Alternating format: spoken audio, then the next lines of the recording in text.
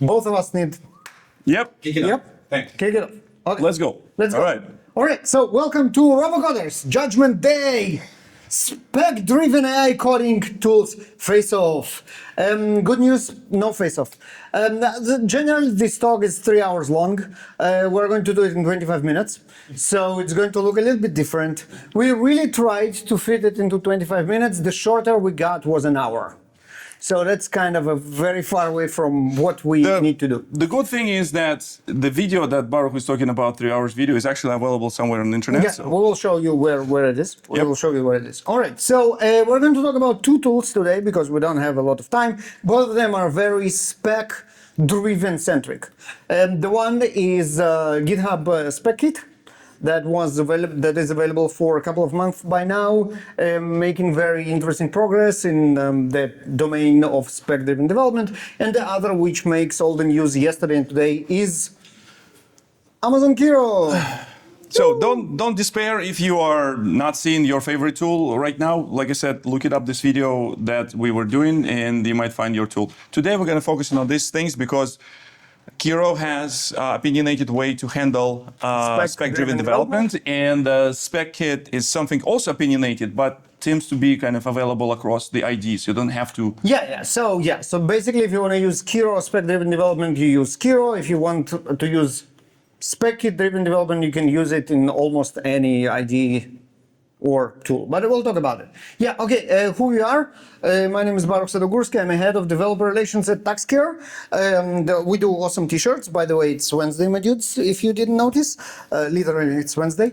And if you want to get awesome t-shirts, we have them to share the love around for good questions, comments, naming potatoes 3 times, and a bunch of other fun activities. AJ Baruch on the internet. This is my dear friend and partner in Shenanigans, Victor Gamov, principal developer advocate of Confluent. If you ever heard about Kafka, you probably heard it from Victor. If you didn't hear about Kafka from Victor, you should. Yes. Wrote the book about Kafka, but not going to talk about Kafka today. Not Kafka today. Ed Gamusa all over the internet. So hit him up. He's awesome.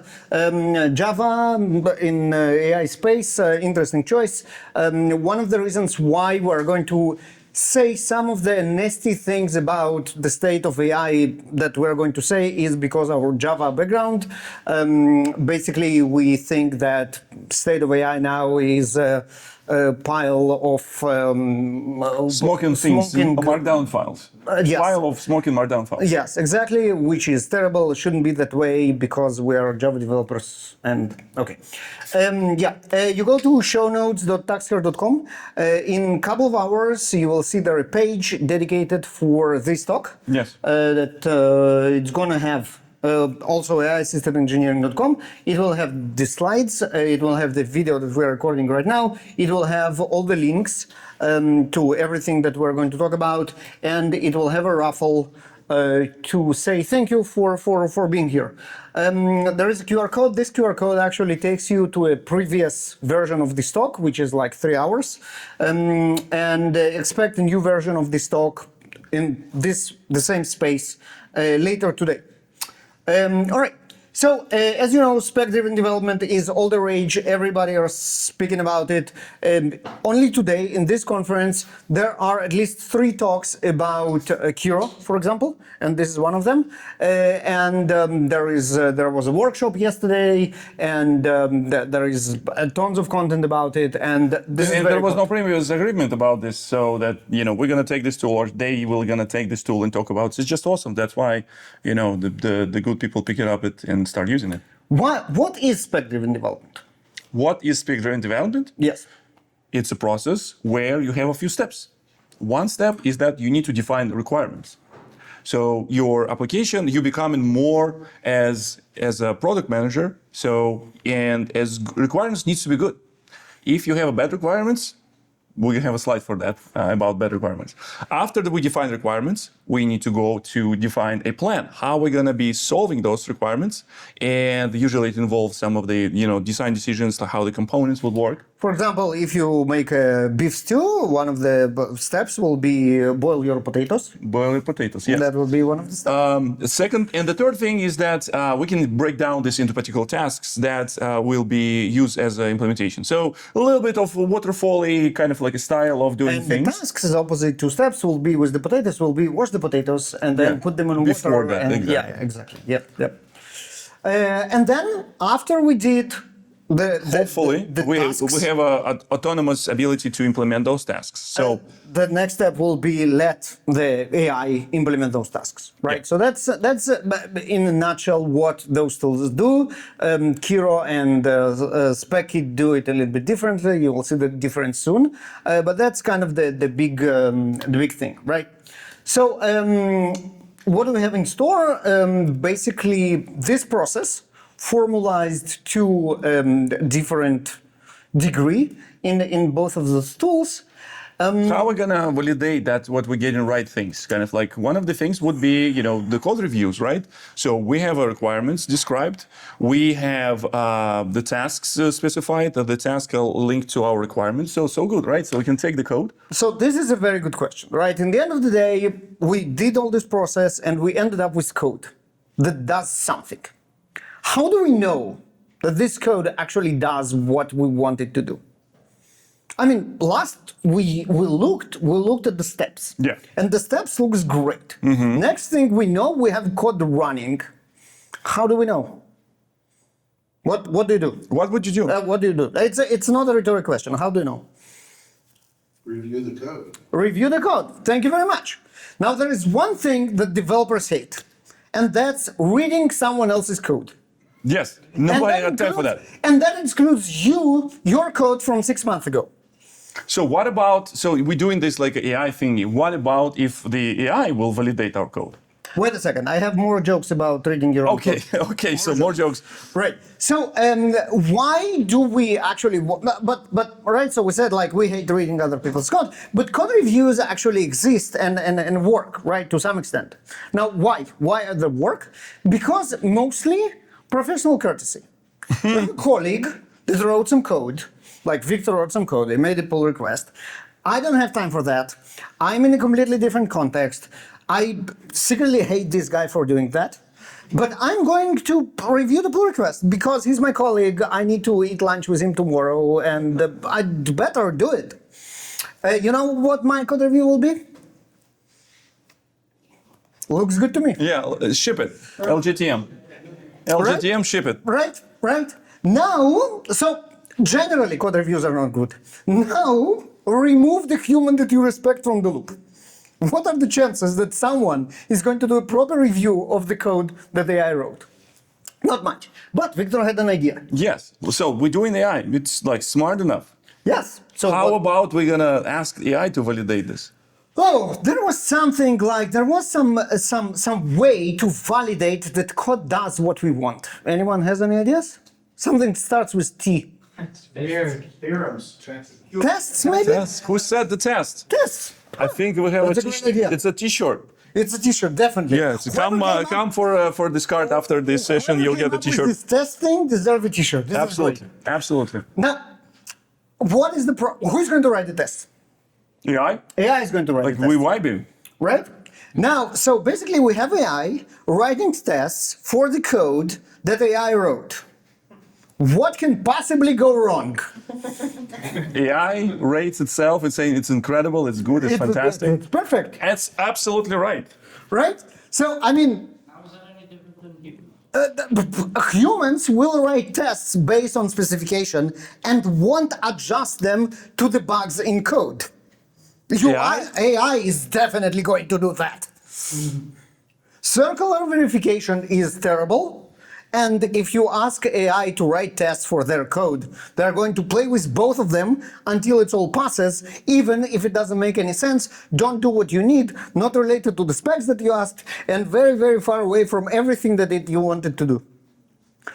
And that's because, not because AI is evil, although there's some research that it is, it's because AI is just a bunch of stupid monkeys. You know the saying, if you take infinite amount of monkeys, And infinite give time them infinite amount of typewriters, and give them infinite amount of time, in the end of the day, they will write Shakespeare. Now, our AI models is exactly the same. It's a bunch of monkeys with GPUs instead of typewriters, and they are skewed towards presenting the right answer a little bit better than randomness. But in the end of the day, the scholastic nature of the AI systems and the non-deterministic nature of AI systems guarantees that the results will be a little bit different every time. Something will be Shakespeare, something will be Shakespeare-ish, something will be very far removed from Shakespeare. So what we definitely don't want to do, is trust the monkeys in anything remotely related to our production systems. Yeah. So saying that AI can actually verify our AI is a very bad idea. Yeah. What do we do instead? So we need to come up with formal ways of verification. It turns out, we might have to step in at some point and interfere. And we present you intent integrity chain. That's kind of like a step up with the on top of the spec-driven development that will include certain interesting steps. Now, it's not very different. We start with the same idea. We need to formalize the requirements. Then we review the requirements with humanize, because requirements are text, and agree that everything is good. Next step, we let the machine create specs. Again, very similar to what the spec-driven development does today, and we review the specs because the specs are human readable. So every step. Important stuff. Okay. Important stuff. Wait a second. Yeah. Okay, ready? It's video or audio? It's both. Both. Okay. Now it's video. The previous one was stills. All right. It's gonna explode my Instagram network after that. Yeah. Yeah, So every step will require human interaction. So the step so far. needs to be validated by humans, saying that yes, it's all good, it's all right. So let's go. And here is where interesting stuff happens. Spec, as you will hear from our colleagues about Kiro, has a very particular type of text. They are not only human readable, they're also machine parsable. And the fact that they are machine parsable, the given when then structure, allows tests to be automatically, deterministically, algorithmically, three amazing words in one sentence. Yes, it's like the three potatoes that you're supposed to be saying. I already did the potatoes. You already covered. Yeah, Okay. I covered so the potatoes. +1, like extra potato. Automatically, deterministically, and algorithmically generated from the specs. No monkeys involved. Yeah, Isn't it amazing? It's amazing, and in this case, it is something that we can trust. And again, we can, if we don't like those, we can throw it away. It's tests. After the tests are generated, we know for sure that tests match the spec, right?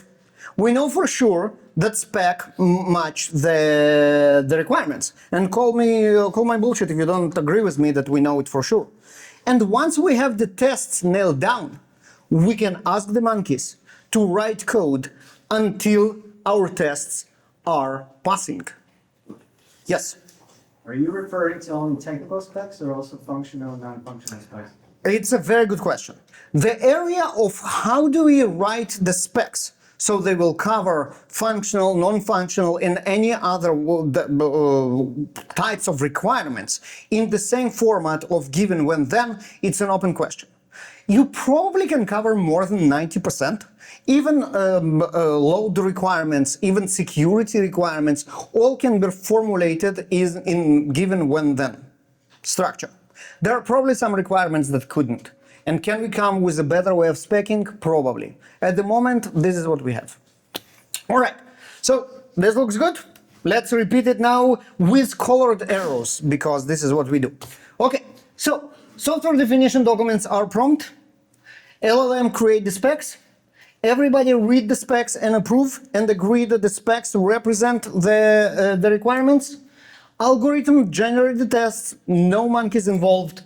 Monkeys implement the read-only test until they pass. Beautiful? Beautiful. Yeah. There is another problem. Here's though. another problem. Like we do have a tools that designed around certain ideas. So we would talk about like spec-driven development and stuff, right? So we need to bridge this gap because those tools don't know this. I have like, wait a second. I have like, Better segue? Yes, I have Okay. better segue. Exactly. Who What's knows that? what is that? What's that? Any Back to the Future fans? If you're old enough to remember Back to the Future movies, this is Mr. Fusion. Mr. Fusion is an amazing engine Yes. that converts what? Garbage. Garbage into Energy. energy.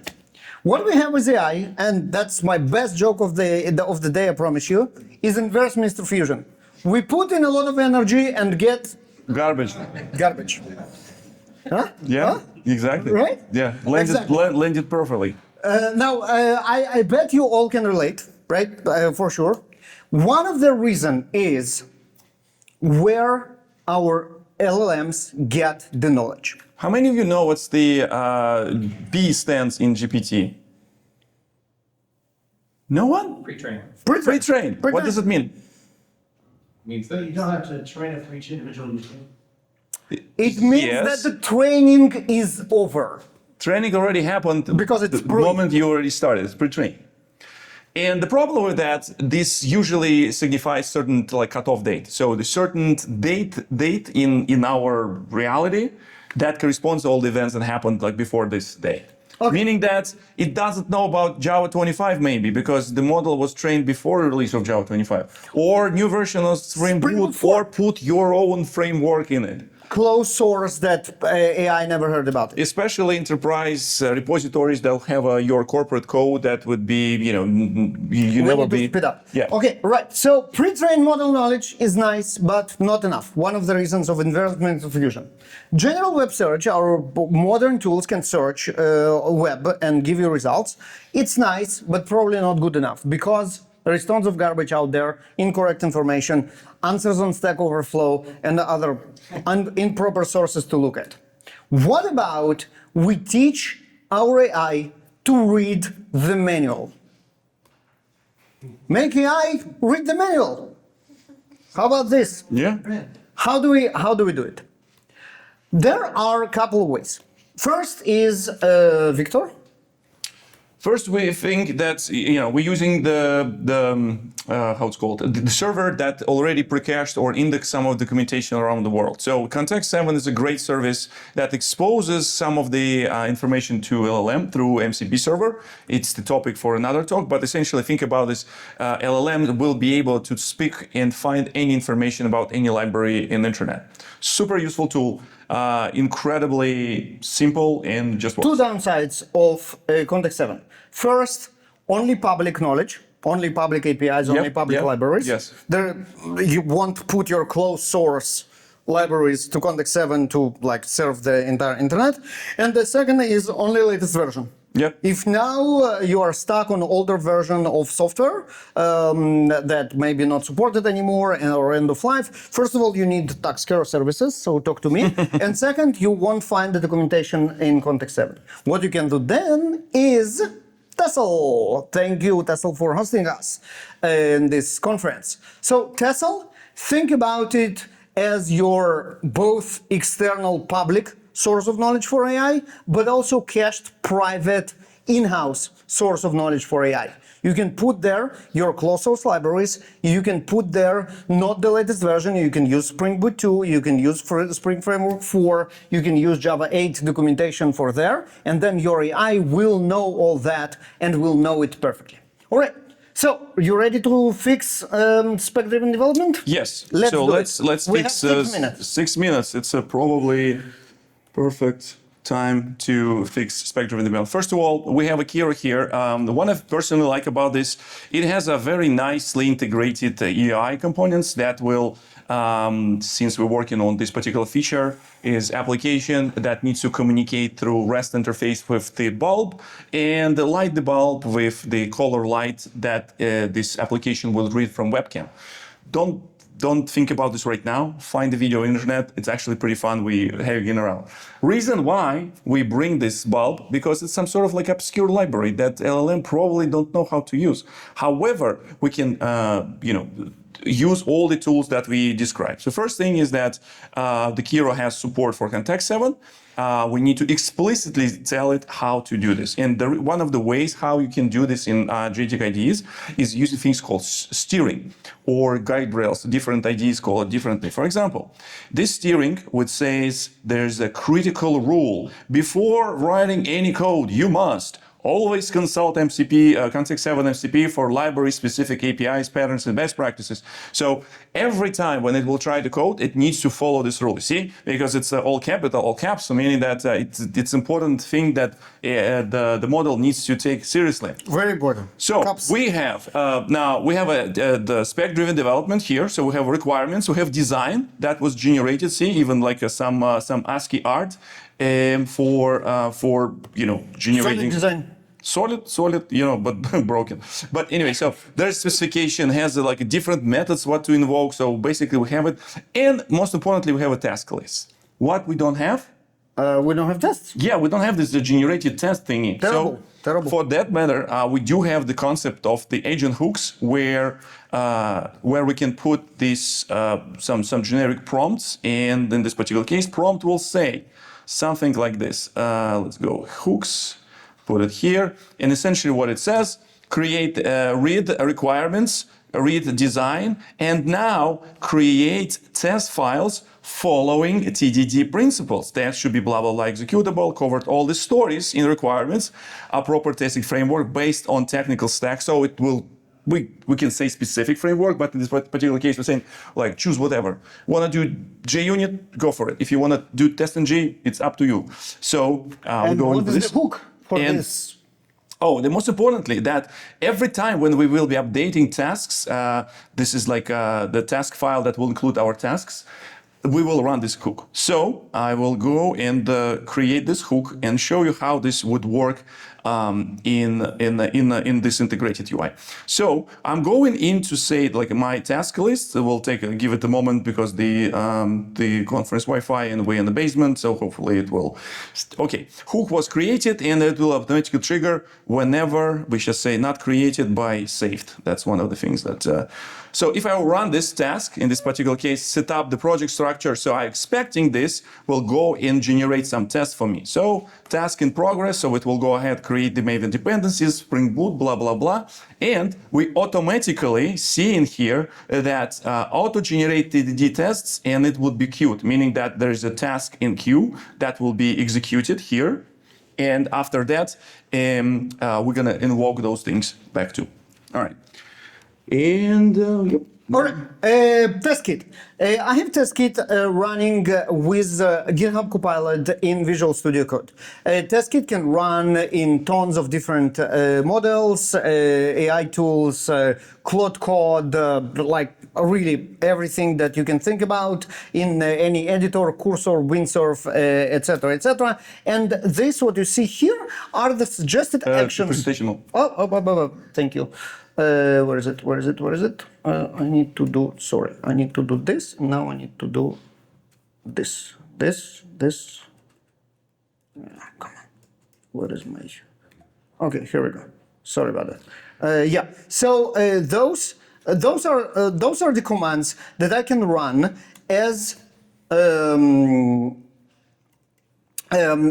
spec kit commands that will do all the steps of our spec generation. And you can see here constitution, and that's the steering, whatever steering is called in Kiro. That's like the golden rules, right code, or like this kind of stuff. And then specify, we describe what we want to build, it will create a spec. And then plan, this is the technical specification. We're going to use Java 25 and Spring Boot 4, etc., etc. Tasks, we'll break it to the smallest tasks possible, like wash your potatoes, and then implement. Again, no code. No test. There is no step for creating test, which is, as we spoke, not great. So what we're going to do, and this is one of the things that both fascinate and terrify me, is we're going to add 2 Markdown files that will completely change how spec kit works. It blows my mind. All our industry now, AI industry, is all based on a bunch of Markdown files. It's terrifying. Yeah. Right? Speaking about pile of the smoldering, smoldering right. Markdown files. So we're going to add an agent. New file. We're going to add an agent which is called Testify. Testify will be our new step. And this is a definition of a real agent in Copilot. So what we're going to write here is what this agent does. And what we say here is, like, you are an agent and responsible for test construction. This agent is going to generate the tests. And then we're going to add another file to the prompts, and this will add this new step that that we spoke about. So this is, sorry, that's definitely not the right name file. Where's my rename? F6. Yeah, probably. Where is it? This, yes. And this is going to add this extra step, and this is actually also a file which is a prompt, right? So this is actually what the prompt will be, that will be generated automatically for us to this agent. Once I added those two files, now suddenly I have here specify, testify, where is my testify? Yeah, no, did something wrong, but we're out of time. So if I edit it correctly, I would have here an absolutely new prompt that will generate the tests with the new agent that is in charge of writing the test correctly, and I can add as much information to this agent as I want of how do I think that I need those tests to be. And then I can also add a shell script that will run in the beginning of the implementation phase, making those tests read-only. And if I do that, I will prevent AI from messing with those tests, making them the source of truth for the implementation.